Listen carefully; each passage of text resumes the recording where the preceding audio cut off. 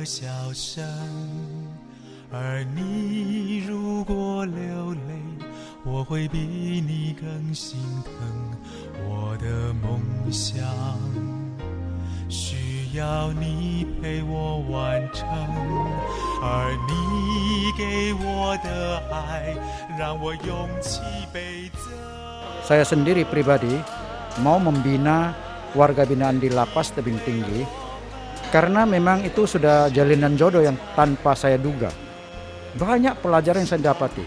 Ternyata apa yang saya duga awalnya tempat yang mengerikan, ternyata tidak demikian. Memang membina warga binaan beda dengan kita membina ya orang-orang awam yang di luar. Awalnya mereka acuh tak acuh, tapi sekarang mereka sangat dekat sekali dengan saya. Ini saya merasa keberuntungan atau berkah bisa bersama dengan mereka. Dan memang butuh kesabaran, tetapi ini memberikan suatu tantangan bagi saya kalau bisa merubah mereka, walaupun tidak semuanya, kalau bisa merubah satu saja orang yang saya katakan yang tidak baik menjadi orang baik, maka bagi saya sudah bertambah satu orang baik di dunia dan berkurang satu orang jahat.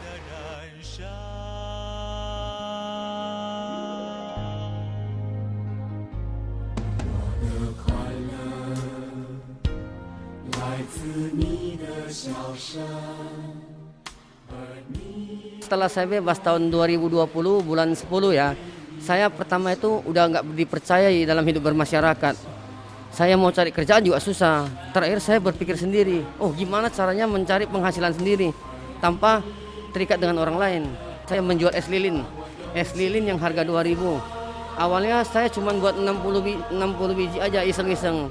Ternyata sebentar habis, besoknya saya buat lagi lebih banyak dan habis. Nah, di situ saya mulai tekun jualan es, walaupun pakai Honda keliling-kelilingnya. Dan kemudian istri saya juga ada buat kue. Nah, dari dua macam ini saya menghidupi anak istri. Biarpun pendapatan saya nggak segitu banyak, tapi saya bangga dengan hasil jerih payah sendiri. Pengalaman yang paling berharga yang saya dapatkan di lapas itu yaitu tentang Dharma ya, pembinaan dari Yayasan Buddha Seci. Dharma yang saya dapat, Dharma yang saya pelajari adalah Dharma yang kesehari-harian. Contohnya cara kita hidup bermasyarakat, gimana yang tadinya kurang baik jadi menjadi baik. Sekarang saya sudah menjadi orang yang lebih baik, dan saya sekarang juga punya semangat yang luar biasa untuk dalam hidup bermasyarakat, berteman, atau mencari penghasilan.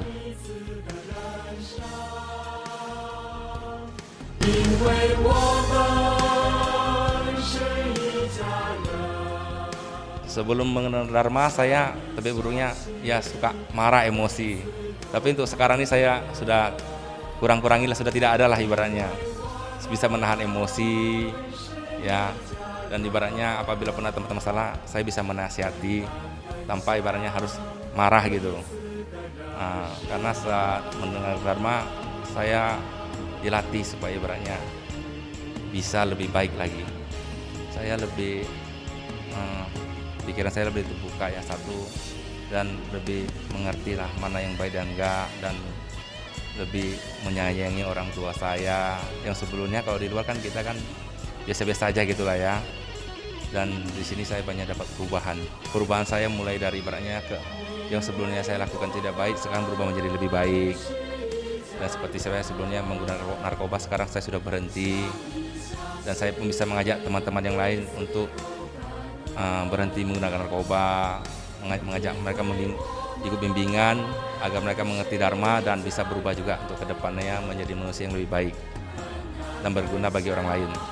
Setelah bebas, kemungkinan saya ingin ikut Yayasan Buddha Seci, ikut Pak Wardi ya, karena beliau ajaran yang beliau ajarkan sangat baik.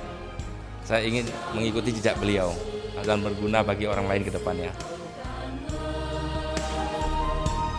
因为我们是一家人，分担分享彼此的人。